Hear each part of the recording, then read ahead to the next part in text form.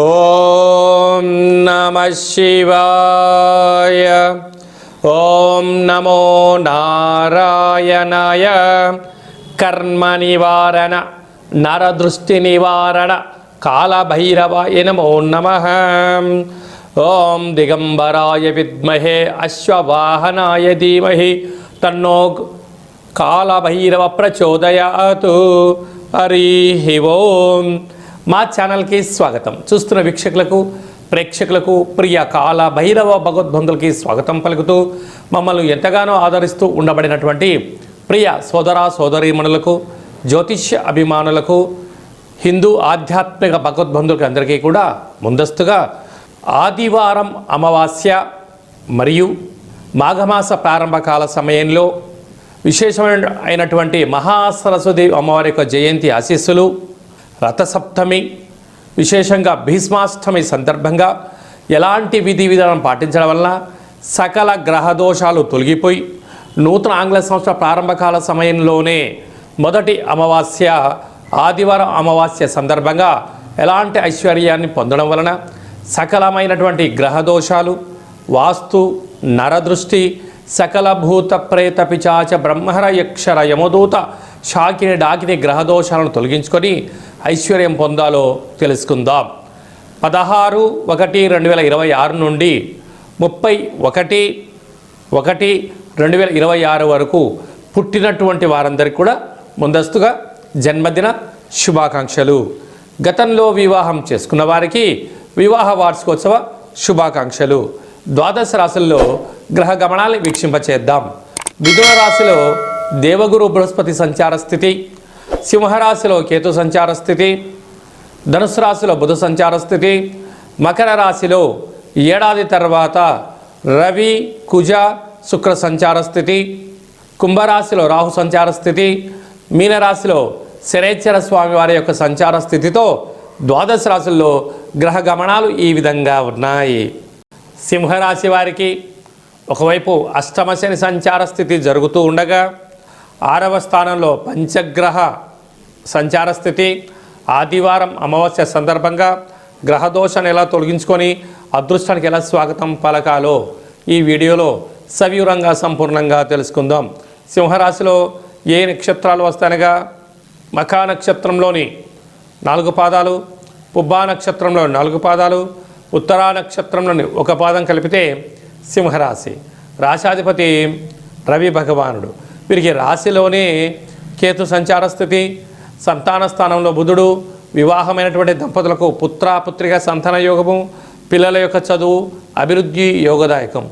ఆదివారం అమావాస్య మరియు ఆ తదనంతరం వచ్చిన 19-20వ తారీఖున ఆత్మకారకుడు రవి, మనఃకారకుడు చంద్రుడు, రుణరోగ శత్రుకారకుడు కుజుడు, బుద్ధికారకుడు బుధుడు, కళత్రతకారకుడు శుక్రుడు రుణరోగ శత్రుస్థానంలో సంచారం చేయడం వలన అనేక రకాలుగా ఇబ్బంది కలగబోతుంది.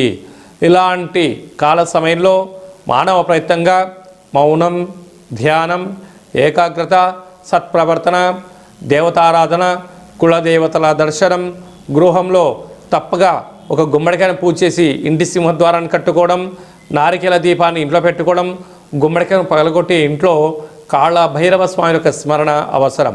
కనుక తదనంతరము కుక్కకు మంచి రొట్టెలను ఆహారంగా ఏర్పాటు చేయడం, గోధుమ రొట్టెలను కానీ లేకుంటే చపాతీలు కానీ ఏర్పాటు చేయడము, కాకి దేవతకు పాలు, వీలైతే శక్తితో మద్యాన్ని తీర్థంగా పోయగలిగినట్లయితే సకల దుష్ట గ్రహాలు కూడా పారిపోతాయని చెప్పి గమనించాలి. అలాగే అష్టమంలో శని సంచార స్థితి ఉంది కనుక ఈ అమావాస్య, ఈ పంచగ్రహ కూటమి కాల సమయంలో దూరవాయు జల ప్రయాణాలు పెట్టుకోవద్దు. వీలైనంత వరకు కోపానికి దూరంగా ఉండండి, మౌనంగా ఉండండి. ఏదైనా పనులు చేయాల్సి వస్తే ఈ 4 రోజుల పైన పనిని వాయిదా వేసుకోవడంగా ఉత్తమోత్తంగా భావించగలగాలి. అలాగా సినిమా రంగాల్లో ఉండబడిన వారు, క్రియేటివిటీ రంగాలుగా ఉండబడిన వారు, ప్రభుత్వ ఉద్యోగస్తులు, ట్రాన్స్ఫర్సు, సేవారంగ కార్యక్రమాలు, ఆధ్యాత్మిక చింతన కార్యక్రమాలుగా ఉండబడిన వారు ఎంతో ఓర్పు నేర్పు అవసరం. లేకపోతే ఆవేశానికి వెళ్ళారా, అనర్థంగా ఉన్నారా, భారీ మూల్యం చెల్లించక తప్పదు. పోలీస్ స్టేషన్లు, కోర్టు సమస్యలు, మానసికమైన వేదనలు, దీర్ఘకాలిక వ్యాధులు వచ్చే పరిస్థితి అధికంగా ఉంటుంది. కనుక వీలైనంత వరకు ఓపికగా, పట్టుదలగా, లక్ష్య సాధనగా మీరు ప్రయాణం చేయగలగాలి. ఉండబడిన వాటితో సర్దుకపోవండి. లేనటువంటి వాటి గురించి పెద్దగా ఆలోచించవద్దు. కనుక మౌనం, సూర్యారాధన, సరస్వతి మాత దర్శనం, కాలభైరుడి యొక్క అష్టకం, వీటన్నిటి వలన మనశ్శాంతి, ఆయువృద్ధి, జ్ఞానవృద్ధి కలిగి ఉన్నతమైన జీవితాన్ని పొందుతారు అని చెప్పడంలో ఏమాత్రము సందేహమే లేదు అని చెప్పి గమనించి తీరాలి. జనవరి మాసంలో ద్వితీయార్థంలో ముఖ్యమైన పండుగల గురించి క్లుప్తంగా, సవివరంగా, సంపూర్ణంగా తెలుసుకుందాం. ఆంగ్ల సంవత్సర ప్రారంభకాల సమయంలోనే మొదటి అమావాస్య ఆదివారం అమావాస్య రావడము చాలా యోగదాయకం. అంటే అనేక ప్రాంతాలలో అమావాస్యను పెద్ద పండుగలాగా చేస్తూ ఉంటారు. కనుక అందులో ఆదివారంతో కూడుకున్నటువంటి అమావాస్య రావడం వలన యంత్ర సాధన, మంత్ర సాధన, యోగ సాధన చేసేటువంటి వారందరికీ చాలా పండుగతో సమానం. కనుక ఆదివారం అమావాస్య రోజున ఇంటిని శుద్ధి పెట్టుకొని ఇంటిలో కూష్మాండ దీపాన్ని, శక్తి కలిగితే నారికేల దీపాన్ని, మరింత శక్తి కలిగితే పిండి దీపాన్ని ఏర్పాటు చేసుకొని అచితాంగ కాళ భైరవ స్వామి వారి స్మరణ, ధ్యానం వలన బ్రహ్మ రాసిన వ్రాతను కూడా తొలగించుకొని మనకి ఎలాంటి జీవితం కావాలో అలాంటి జీవితం స్వాగతం పలకడం కోసం మనకు మనమే సువర్ణపు అధ్యాయాన్ని రాసుకునేటువంటి మంచి కాలంగా భావించాలి. అలాగనే అమావాస్య అనగానే గగనమంతరం కూడా నిశ్శబ్దంగా, శూన్యంగా ఉంటుంది. తెల్లజిల్లేడు వృక్షం దగ్గర ప్రదక్షిణ, తెల్లజిల్లేడు వృక్షం దగ్గర దీపము, వసతి కలిగి తెల్లజిల్లేడు యొక్క వృక్షాన్ని పికిలించి వేరుని బయటికి తీస్తే సాక్షాత్గా విఘ్నేశ్వర స్వామి వారి స్వరూపం ఉంటుంది. ఆయనను తెచ్చి సింధూరం పూసి లక్ష్మీ గణపతి హోమం చేసుకొని ఇంట్లో పెట్టుకుంటే ఇంటిలో నరదృష్టి తొలగిపోతుంది, వాస్తు దృష్టి తొలగిపోతుంది, సకల గ్రహ దోషాలు తొలగి మనము మనతో కలిపినటువంటి 7 తరాలకు అద్భుత అపార కుబేర రాజయోగం కలుగుతుంది అని చెప్పి గమనించాలి. ఇలా కుదరాలైనటువంటి వారు ఈ కింది నెంబరు సంప్రదించినట్లయితే మీకు కాళభైరవ పూజా కార్యక్రమము, కూష్మాండ దీపము, కాళభైరవ హోమము, శ్వేతార్క వరసిద్ధి మహాగణపతి స్వామి వారిని ఏర్పాటు చేయడం అవుతుందని చెప్పి కూడా గమనించాలి. అలాగనే మనకు 19వ తారీఖు నుంచి మాఘమాసం. మాఘమాసం అనగానే భక్తికి నిలయం. మనకు విశేషంగా ఎన్నడూ లేనటువంటి విధంగా 19వ తారీఖున 20వ తారీఖున పంచగ్రహ కూటమి అనగా మకర రాశిలో చాలా ఏళ్ళుగా జరగనటువంటి గ్రహ సంయోగము.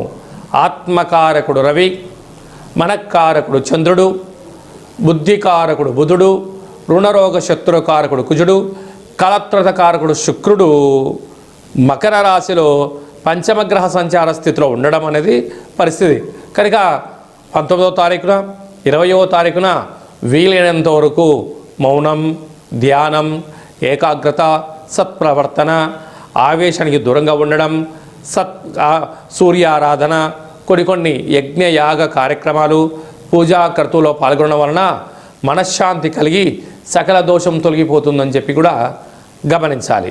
అలాగనే మనకు 23వ తారీఖున వసంత పంచమి, సరస్వతి మాత అమ్మవారి యొక్క జయంతి. కనుక 2 సంవత్సరంలో నిండి 3వ సంవత్సరం పడి 3 సంవత్సరాలు నిండన్నటువంటి అబ్బాయిలకు కానీ అమ్మాయిలకు కానీ అక్షరాభ్యాసం చేయించడానికి ఇది శుభతరుణం అని చెప్పి గమనించాలి. 25వ తారీఖున రథసప్తమి, సాక్షాత్గా భూమండలానికి వెలుగునిచ్చేటువంటి శ్రీమన్నారాయణ స్వరూపమైనటువంటి సూర్యనారాయణుడి యొక్క జయంతి. కనుక సూర్య నమస్కారం, తెల్ల జిల్లడి వృక్ష ప్రదక్షిణ, తెల్ల జిల్లడి ఆకులలో సూర్యభగవానునికి చక్కెర పొంగలి నైవేద్యంగా ఏర్పాటు చేయడం, సూర్యాసనాలు, సూర్య నమస్కారాలు. ఒక్క నమస్కారం చేస్తేనే చాలయ్యా, సంపూర్ణ ఆయురారోగ్యాలు ఇస్తాడు. కానీ అలాంటి రథసప్తమి రోజున ఒక్కొక్క రాశిలో సూర్యభగవానుడు 30 రోజులు ఉంటాడు. ప్రతిరోజు ఒక్కొక్క డిగ్రీ ప్రయాణం చేస్తూ ఉంటారు. అయితే మనకు 360 డిగ్రీలు కలిపితే సంవత్సరం అవుతుంది. కనుక మకర రాశిలో ఉండగా వచ్చినటువంటి రథసప్తమి కనుక 12 సూర్య నమస్కారాలు ఎవరైతే చేస్తారో సంవత్సరాంతము ఆయురారోగ్యాలు కలిగి సంపూర్ణ అయినటువంటి మనశ్శాంతి, దేహశుద్ధి, ఆత్మశుద్ధి, జ్ఞానశుద్ధి చేత సంపూర్ణమైనటువంటి రాజ్యాధికార ఐశ్వర్యం కలుగుతుందని చెప్పి కూడా గమనించాలి. అలాగనే 20వ తారీఖున మాఘశుద్ధ అష్టమి, భీష్మాష్టమి అంటారు. కనుక భీష్మ పితామహుడు ఎంతటి శక్తివంతుడో మనందరికీ తెలుసు. కనుక ఆ రోజు విష్ణు సహస్రనామ పారాయణ చేసిన, కపాల కాళభైరవ స్వామికి స్మరణ చేసిన సకల అష్ట కష్టాలు తొలగిపోతాయని చెప్పి గమనించాలి. కనుక రక్షించే భగవంతుడు మన చెంత ఉండగా శిక్షించేటువంటి గ్రహాలైనా, శిక్షించేటువంటి దుష్ట గ్రహాలు వాటంతటిగా అవి పారిపోతాయని చెప్పి గమనించాలి. ఇక్కడ భక్తి ముఖ్యం, సమయం ముఖ్యం, ఆరాధన ముఖ్యం అని చెప్పి కూడా గమనించాలి. కనుక ఈ యొక్క మాఘమాసంలో మీకు ఏ ఆధ్యాత్మిక సలహాలు కావాలన్నా ఈ కిందను సంప్రదించినట్లయితే కాళభైరవ పూజా కార్యక్రమాలు చేయించి ఉన్నతమైనటువంటి జీవితాన్ని స్వాగతం పలకడానికి ఏర్పాటు చేయడం జరుగుతుందని చెప్పి గమనించాలి. ఈ యొక్క పాత్ర కంచు పాత్ర, కాళభైరవ స్వామి వారి యొక్క అక్షయ పాత్ర అంటారు. ఒక్కసారి ఇలా శబ్దం చేస్తే ఓంకార శబ్దం రావడం జరుగుతుంటుంది.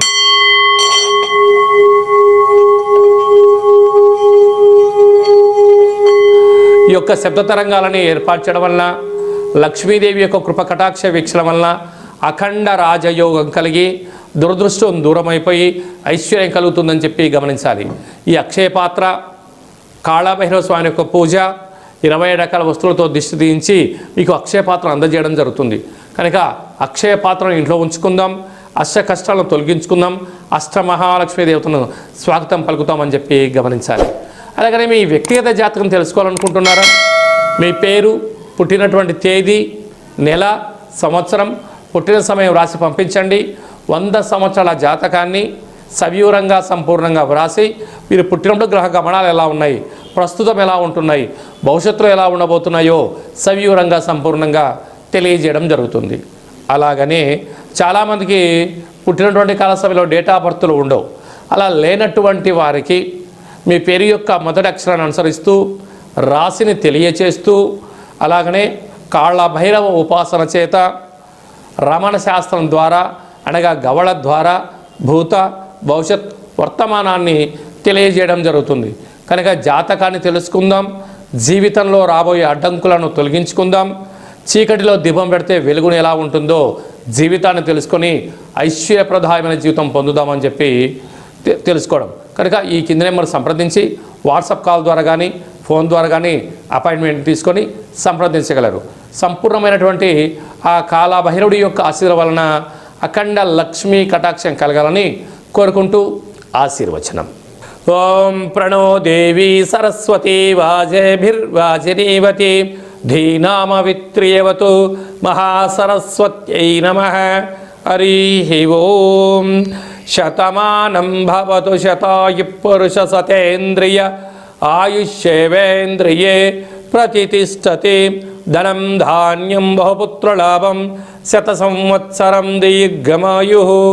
సర్వే జనా సుఖినో భవంతు, లోకా సమస్తా సుఖినో భవంతు.